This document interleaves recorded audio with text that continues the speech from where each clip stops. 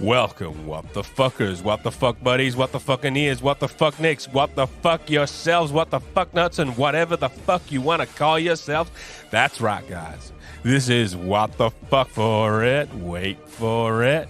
Here's Brian and Lance.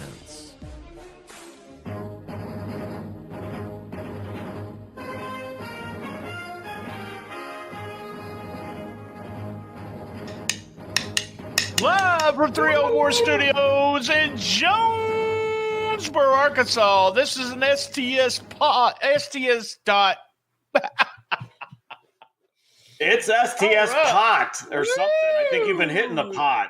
He's been hitting the pot. STSpod.club production. I am BT, and this guy right over here, well, he shot the sheriff. He didn't shoot the deputy. He's from Chicago, the home of the best damn pizza in the world. He's a snark of excellence, my partner in crime. His name is Lance Levine. How the hell are you, Lance? I'm getting better by the moment. I'm here in the Philly Cheesesteak Pringles studios in Chicago. Very exciting. It's a Tuesday matinee. We're doing a Tuesday matinee here. Or are we supposed to not reveal that? I don't care. Yeah. Kayfabe. Come on, man. Kayfabe. It's Saturday night. That's what I meant to say. Yeah, there we go. And everything's all right. Let me go ahead and get the business taken care of. Business. We was about a half a percent over last October, which is still ahead. That's all that matters. 25% increase from last year. The top three, and by the way, we have a 17% increase in listens per episode. We're not doing as many episodes, but we're getting the same amount of listens, so that's pretty cool. The top three episodes, and it was for October, so let's make sure the record store. October, that's right. 646 with Post Malone. 642, we had a little controversy with the Goo Goo Dolls, and as always, the top episode was 640 WTF. Let me say a couple other things before we get started. I know you're fired up, ready to go. Patreon. Hey, we want ideas, Patreon. We're going to give you the chance to come up with something you want Lance and I to do for a cool kids countdown. That's right. Patreon members only. Get on Patreon and tell us what you would like for us to count down. And also, Lance, this coming Friday, I gotta put this over. This coming Friday, November 11th, it's my birthday. Veterans Day. Yay, my birthday. Woo, woo, woo. Wait, are you were born on Veterans Day? I was not aware of that. I was born on Veterans Day. The funny thing is, a lot of times I got those days off for my birthday, but I will have a 4-day weekend celebrate my birthday. I'm excited about it. Oh, two more things real quick. Join our Facebook page. Is the wife aware? The wife is aware. Yeah, she's well aware. Okay. Shooting the Shiznit without a G. Remember, Lance, without a G. For Facebook, I post 2 to 5 posts every day. And I also want to put over, Lance, I want you to get a chance to go watch this. For this past Saturday, Memphis Wrestling had Stars of Tomorrow, and also this coming Saturday. These are kids, and I'm going to call them kids because that's what they are, that were trained right there at Memphis Wrestling, the academy there, the Wrestle Center. They had a guy on there, man, good God, he's going to be a star. I see the future. I want you to watch the main event from last week and tell me what you think about the guy. Lesnar, Angle, Jason Jordan, that's who we came up with when we started talking about him. Main event was Zay Washington. It was his very first match. So think about that when you're watching it. His very first match. All right, Lance, tell everybody what we're doing. We are in. Man, I'm like too close to each other. I am fired up. I don't know what happened there. It must be all the coffee has been hitting the. Yeah, that's way too close for comfort. I am uncomfortable now. I'm sorry. So no, it's the coffee. I think it's the coffee hitting my blood because normally we record at night. So I think the coffee is too. We're recording at night. Come on. Right yeah. Oh yeah. It's Saturday night. That's right. So, Wednesday night. Anyway, all right. Man, we are in the WTF News Desk studios here in Chicago and St. Louis or Memphis or Jonesboro, wherever the fuck you are. Jonesboro, Arkansas. That's right. All right. Well, we are in the WTF News Desk studios. We are in the Action 5 studios here in Chicago. So we start, we normally start with the stipulation match, and I always have our crime blotter is overflowing. This month, the crime blotter is not overflowing, but the stipulation match is overflowing. So we're going to we got to race through them because we got too many matches to cover. So we're in the Tokyo Joshi Pro Fan Club Box Office 7 card.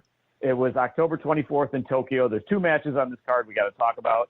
So first was the Children's Lunch Showdown. And in that one, we had Yuka Sakazaki, the magical girl, I think they call her in AEW. You've seen her. So I know you're a big fan of the Joshi. Oh, yeah. So Yuka Sakazaki beats Miyu Watanabe. And they played games for this Children's Lunch Challenge.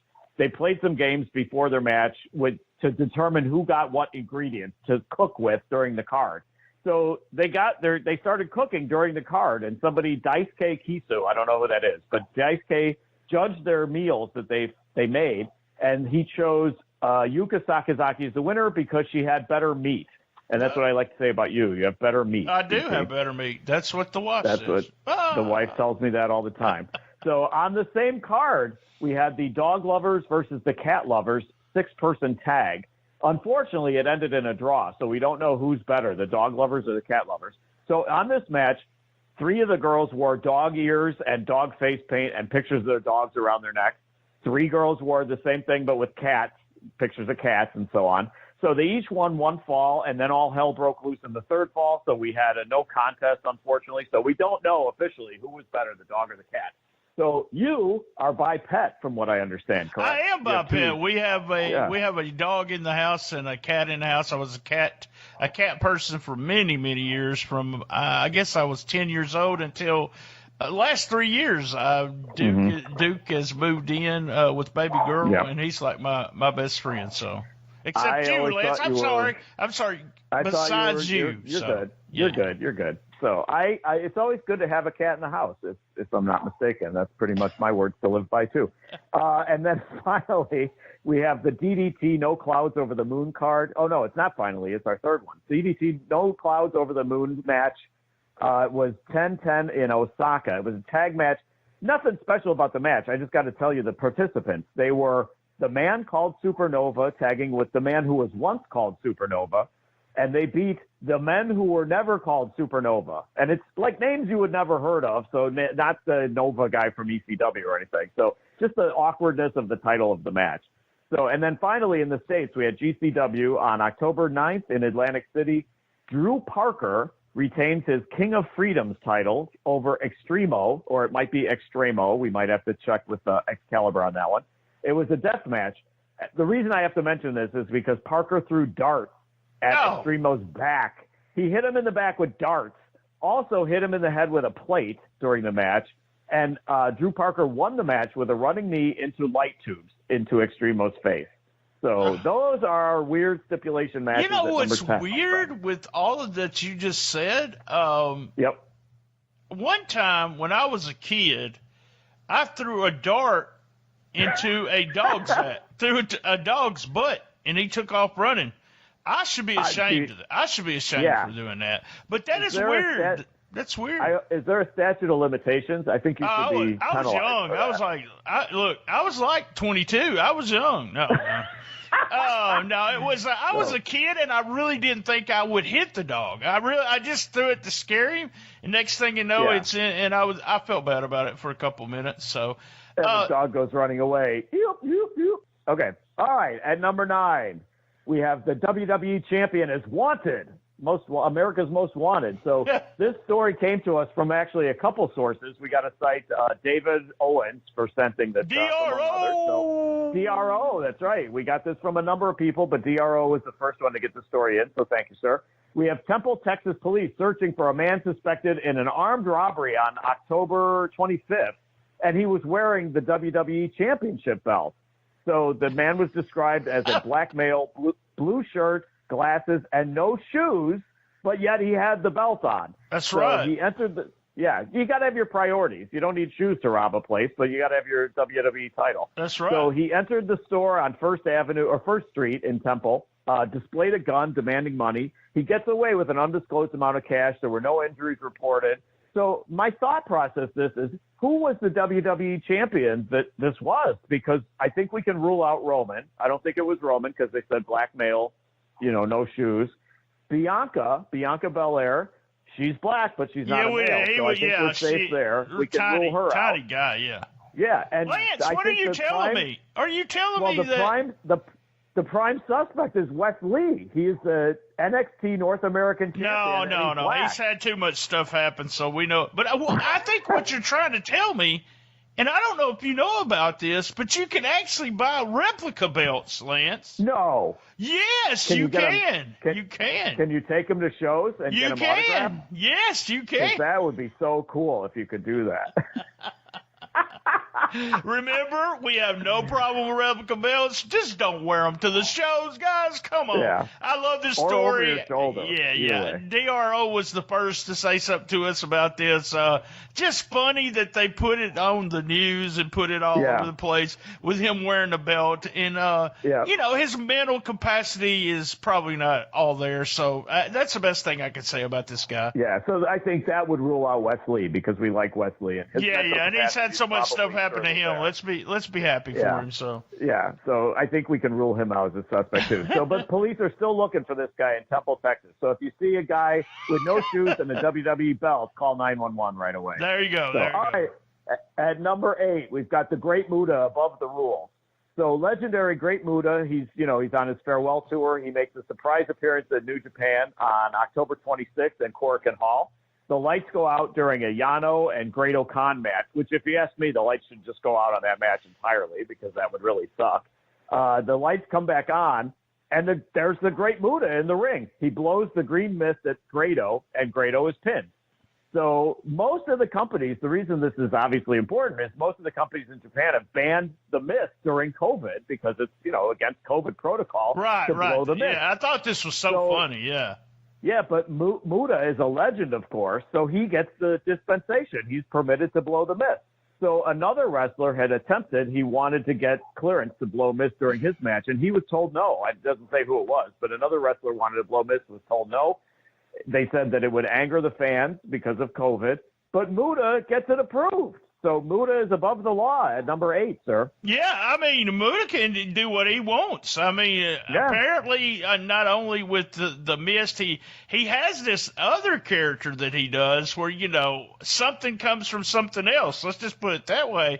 And it's not the Great Pee-Pee Man. I didn't say it was a Great Pee-Pee Man, but apparently they're giving him the okay to do that too. So if you see the Great Muta or the Great Pee-Pee Man, he is not following the COVID rules, and he has the okay to do it.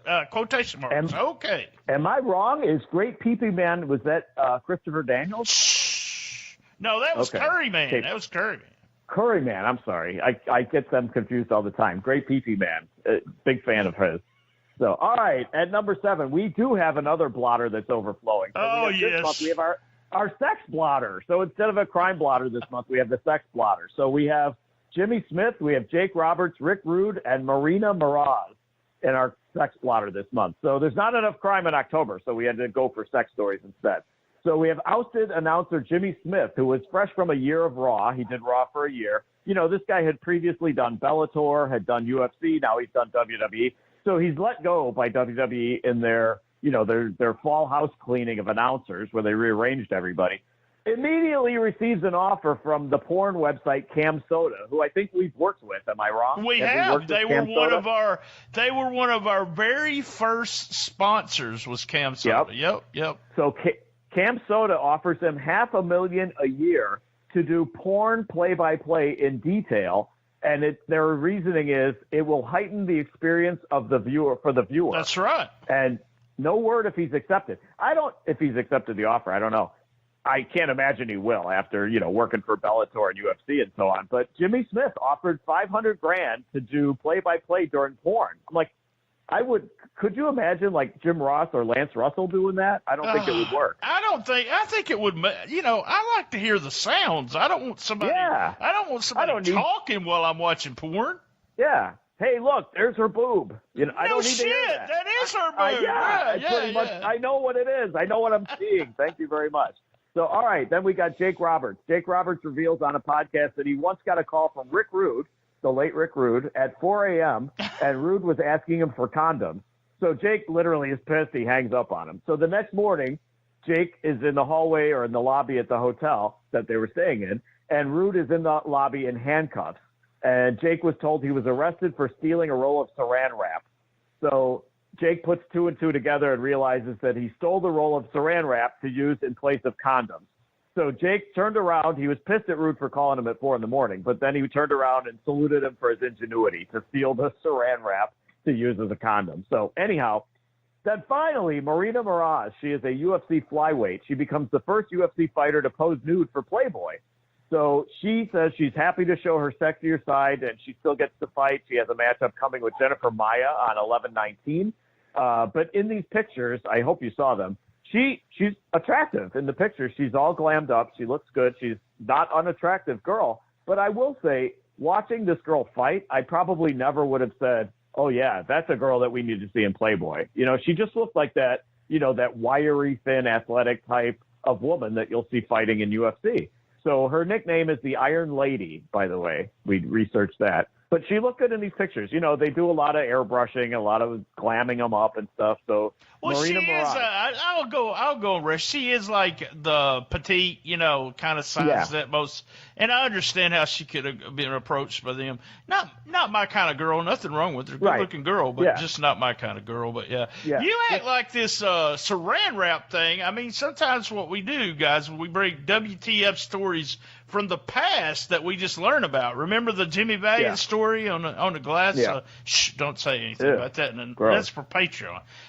Rick Rude uses saran wrap. Man, all my friends did that back in college, so not a big deal. You need a rubber band, I would think. Or just hold it. Just hold it. Just making sure you wrapped it. I mean, we were really about it. You got to remember, Lance, and you know this, when we were that age, we were in the AIDS scare had just happened. Yeah. And so all of a sudden, you know, I get of age to have sex, and now I'm told not to have sex because I could die. And, I mean, my friend Mike Williams, who gives us this, gave me this great hat that I wear during all my podcasts, his mother was a nurse. And so you, if you did not have a condom, you went down to the kitchen and looked for the saran wrap. There you go. So that must be a Southern thing. It's got to be a Southern thing. And so I will say, while you was getting the saran wrap, you shit in your pants. So there you go. Or you grab a sandwich, too, while you're down there. Might as well. You're in the kitchen. So I will say, I think as a public service, we probably need to have you put together, you know, saran wrap for dummies. You know, step by step. Yeah. A rubber band would help. Like I said, I mean, I would incorporate a rubber band or something. It's got to be a staple, maybe. I don't know. A hair tie. So there you go. All right, at number 6, without any further ado, we've covered the sex plotter. So at number 6, we have Dana White's Ouija board. And you were like, what are you talking about? Well, Ouija board, you know what a Ouija board is. So, all right, Dana White, he meets one Gary Brecka. He's a biologist and mortality expert. And Brecka claims that through blood testing and DNA, he could predict within 1 month of when you are going to die. So I call BS on this. You could get hit by a car. You know, you could be murdered. So I call BS on this whole thing. But apparently Dana White buys into it all. So allegedly Brecka has, you know, he's been consulting with Dana. Dana was barely able to walk. Now he can walk. I don't know about that because I see Dana White walking all the time. So I call BS on that too. He helped Dana White lose 30 pounds. He's cured his sleep apnea. And Dana White said he was snoring so loudly he would vomit nightly. And I'm like, how does that fucking work? Dana White snoring so loud that you start vomiting. I don't know. I don't get the connection. But anyway, so Brecka had told him he had 10.4 years left to live. He had 10.4 years left. So Dana got all paranoid and he started losing weight. He started getting himself in better shape. So I call snake oil on all this bullshit, but I'm surprised Dana White fell for it all, but he has. So Dana White's Ouija board at number 6. Yeah, I mean, this has nothing to do with a Ouija board, so that's the reason. I mean, I'm putting Dana White Ouija board into the search, but I'd heard this story. I heard Dana White talking about it. I heard Joe Rogan talking about it. There's another guy that I listen to, Dave, the One Bite Pizza guy. He has done it. Here's the deal, and I'll call bullshit too, but here's the deal. This doctor does a lot of, he is a real doctor, and he does a lot of blood work. And, if someone did a lot of blood work on you or me and then suggested that we did exercise and cut out certain things that we shouldn't be eating, we will probably live longer. So yeah.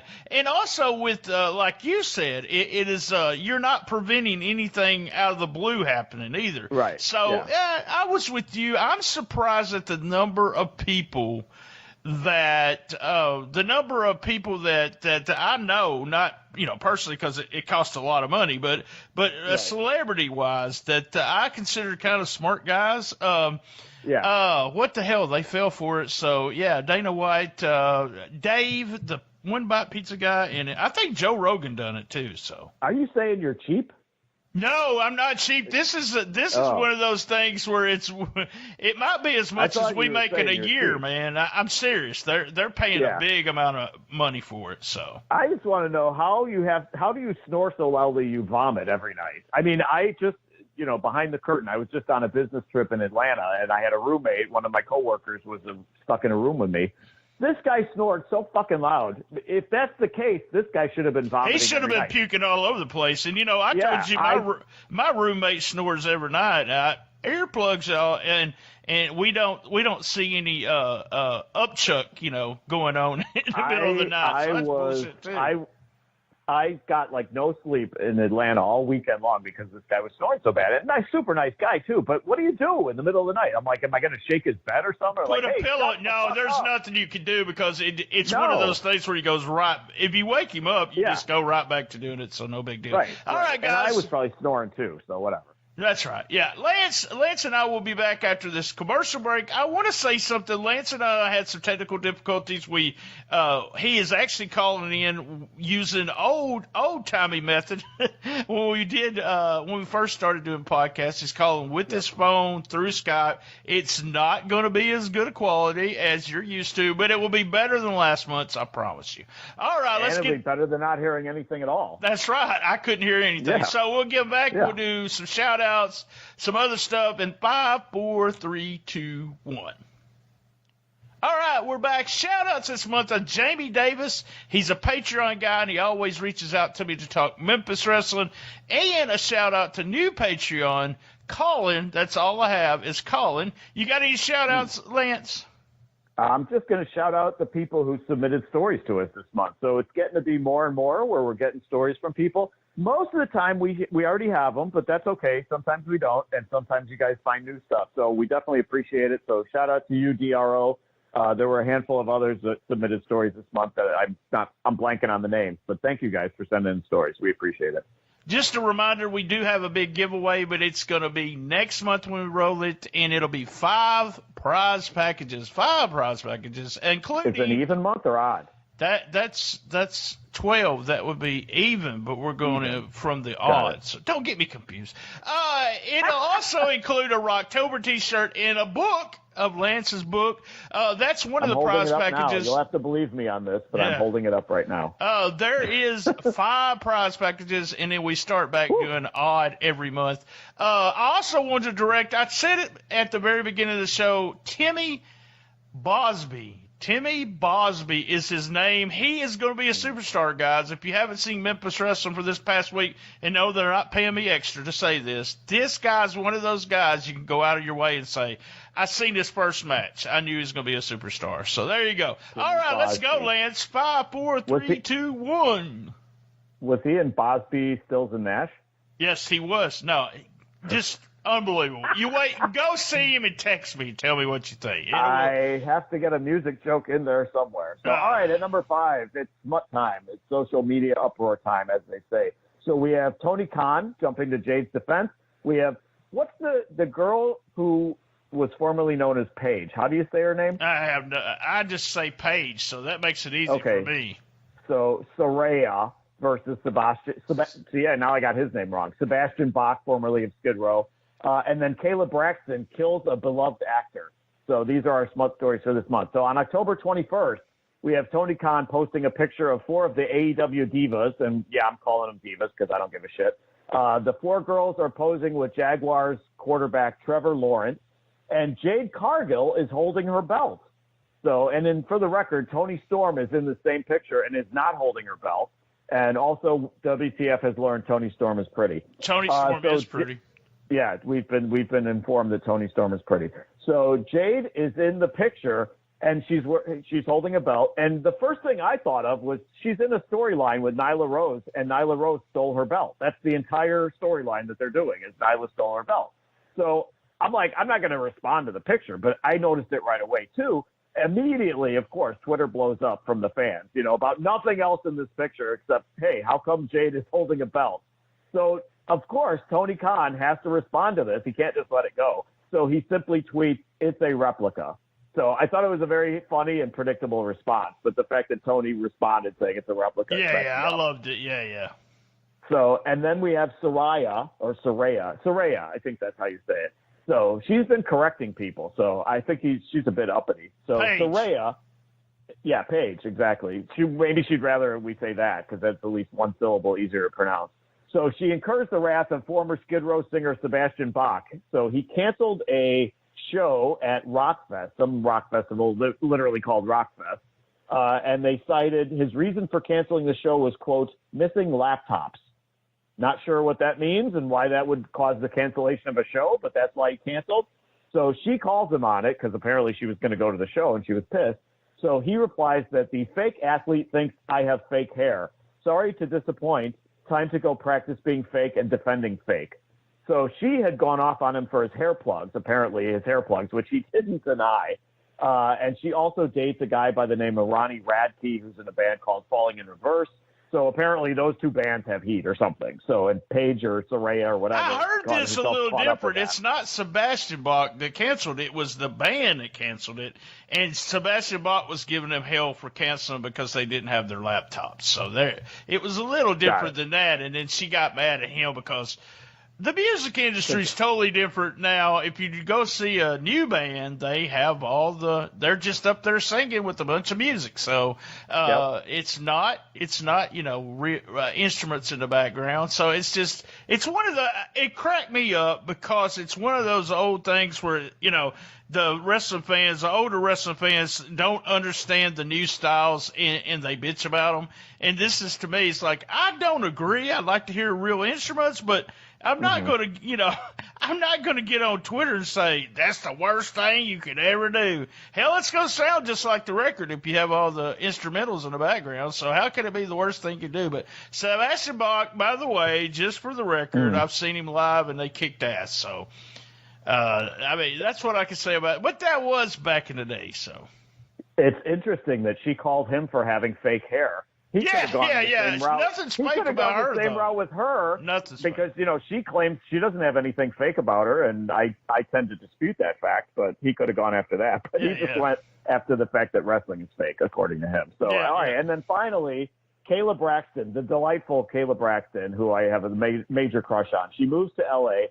She moves in October. She documents her whole move online. I think it was on Instagram or Twitter or whatever. She's got her whole move, everything documented.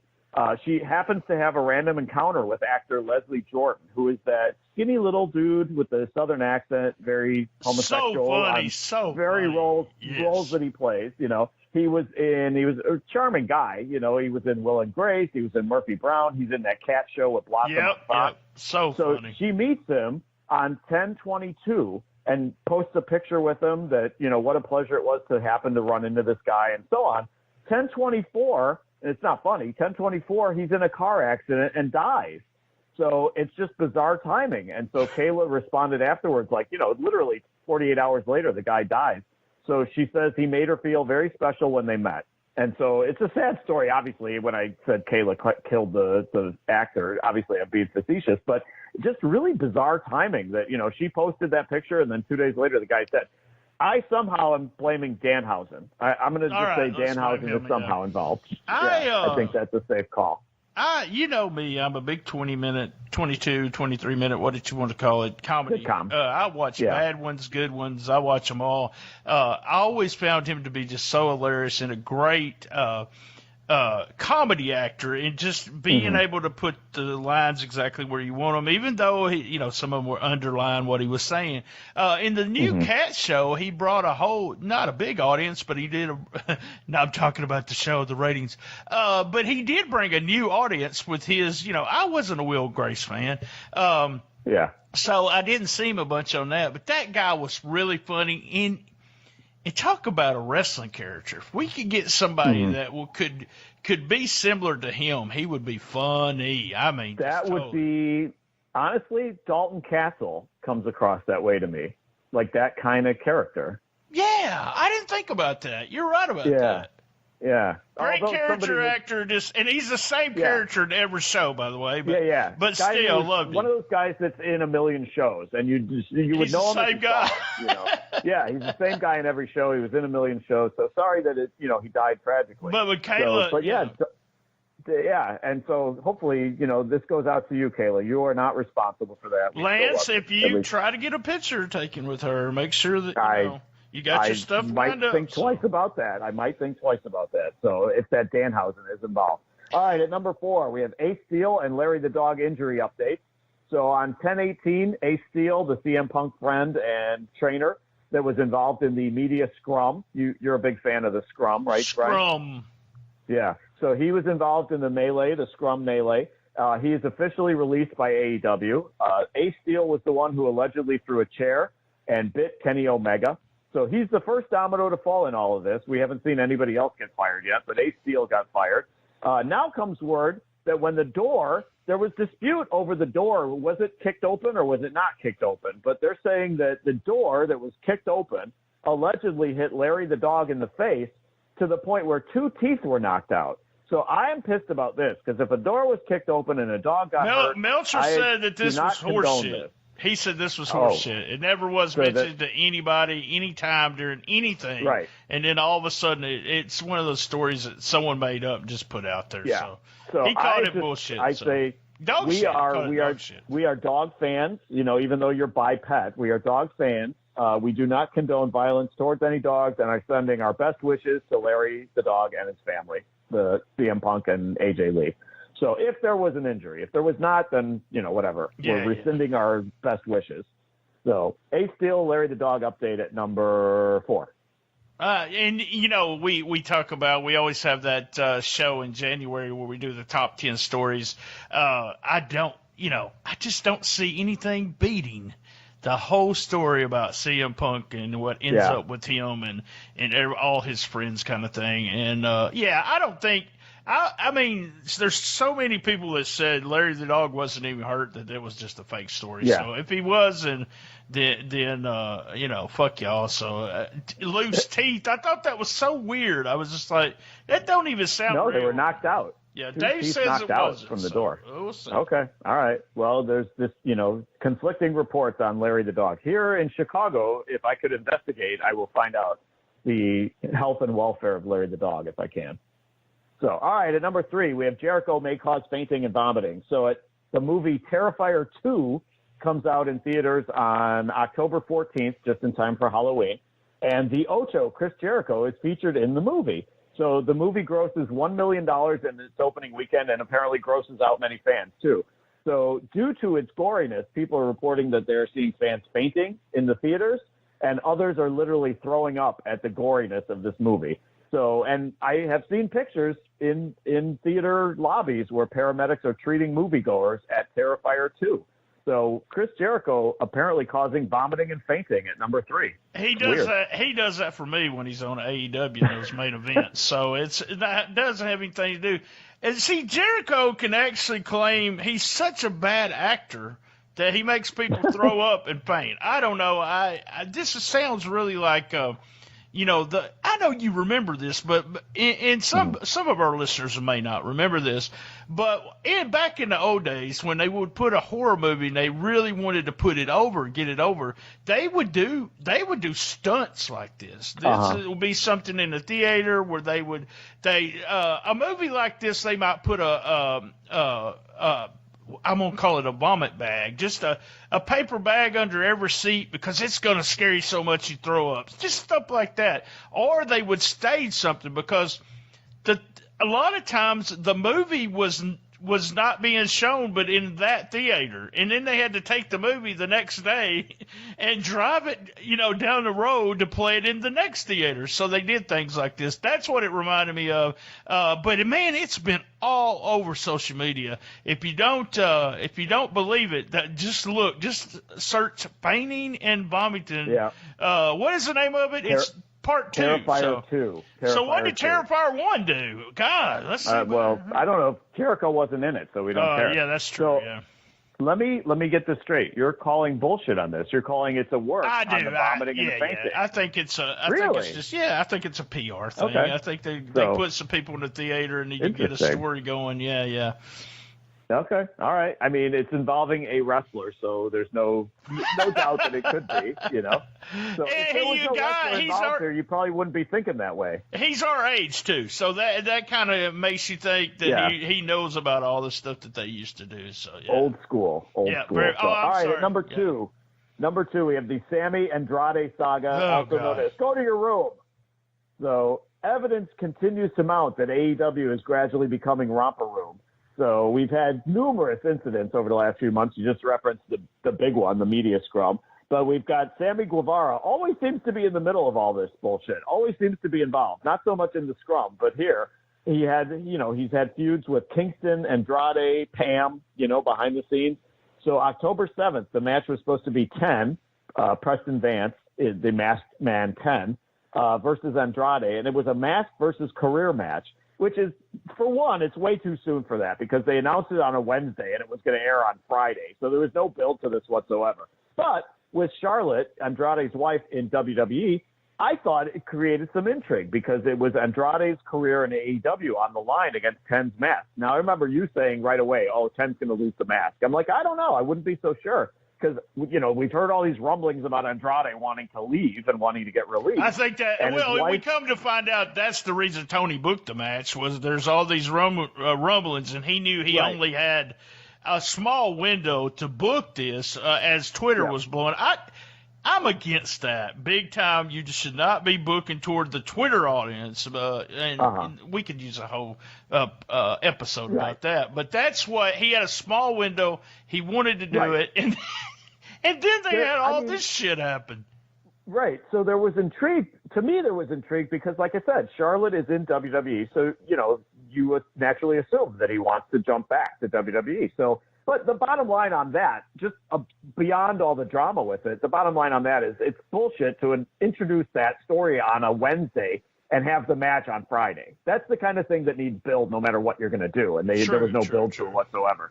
So Andrade, in an interview, mentioned how Sammy was complaining about stiff workers, and then Sammy calls Andrade a favor hire, and he needs to, quote, be grateful, bitch. So an altercation breaks out before the October 5th Dynamite. Sammy pushes Andrade. Andrade takes a swing at him. No, we don't know for sure if the swing connected or not, but then they broke up the fight. Sammy goes on to not only still be in the main event, but he gets the pinfall. So Sammy's in the main event and wins the match altogether. Meanwhile, Andrade is sent home, and the mask versus career match is off altogether. We haven't seen Andrade since then, and so this was just over a month ago. Andrade hasn't been on TV since then. So the Sammy Andrade saga, a.k.a. Go to Your Room, is at number 2. It's just part of I keep telling Grow you, up. I keep texting you.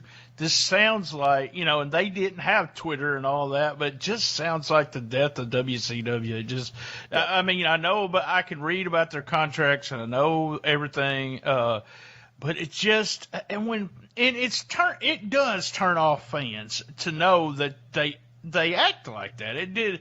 I had a hard time going back to AEW after the CM Punk thing.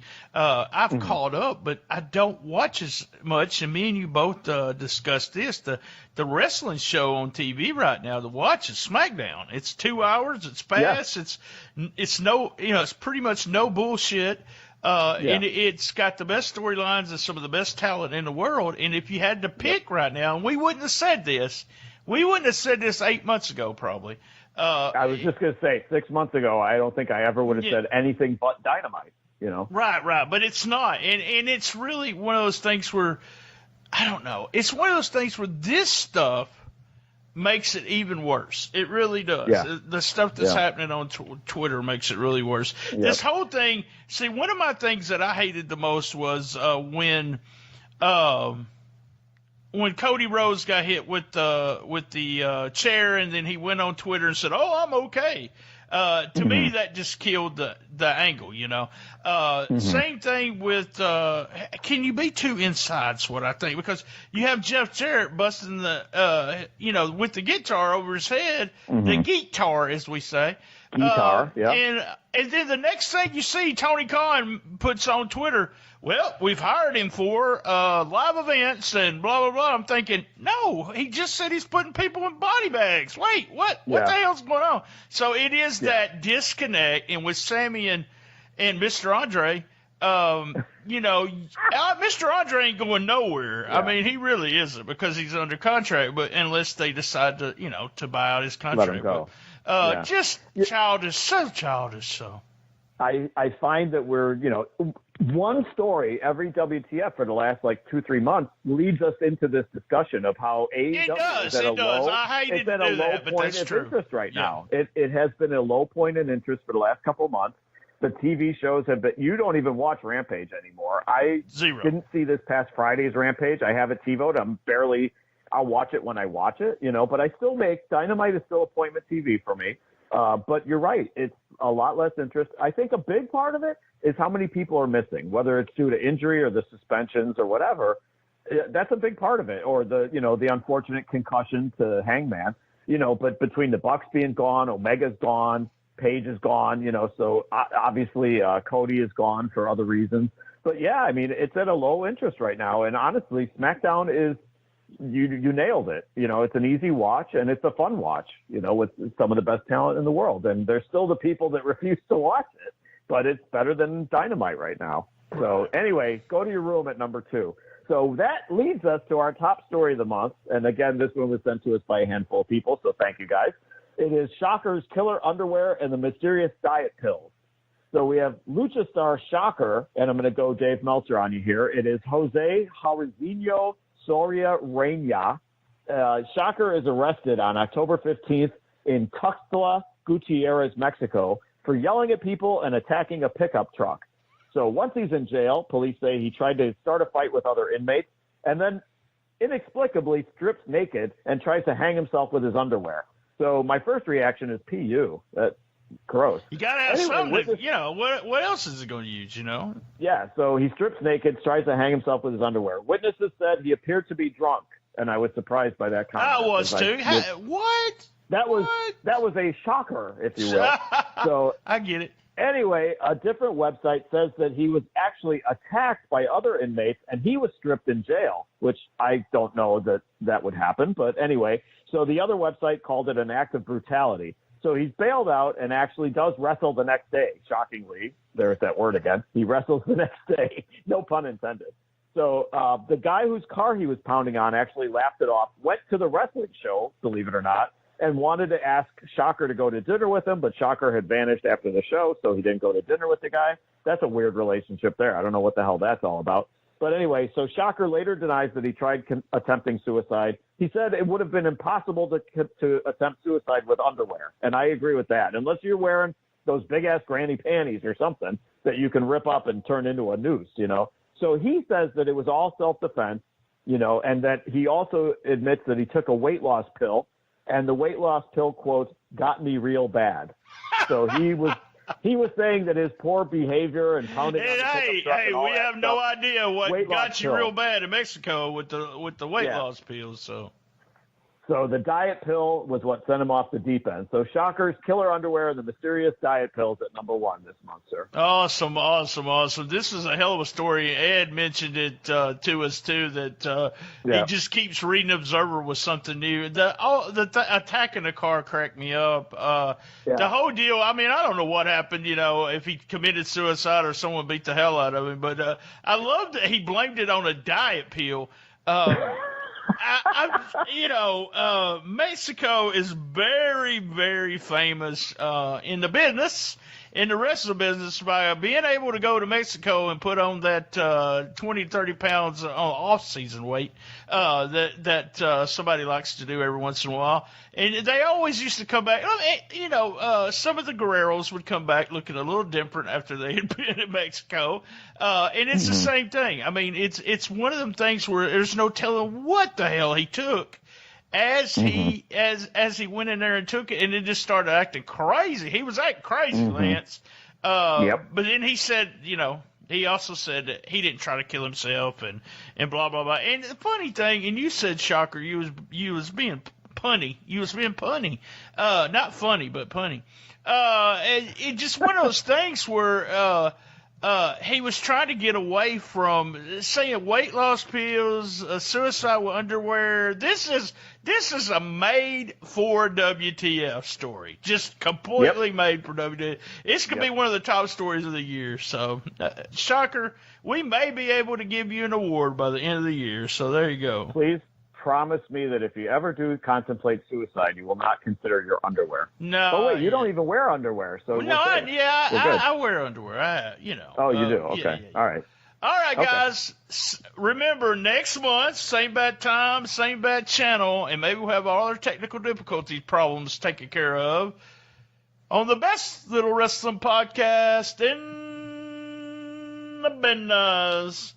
Be there, and as everyone knows, and Lance does for sure, I love my mama. And I apologize for you not being able to see my pretty face on this month's episode, but then again, think about it this way. You didn't have to see Brian's face either. So, and don't forget, I have fun everywhere I go. He's so funny. He's so punny. I'm so mean. So mean. Hey, the only person that I have to be pretty for is the wife.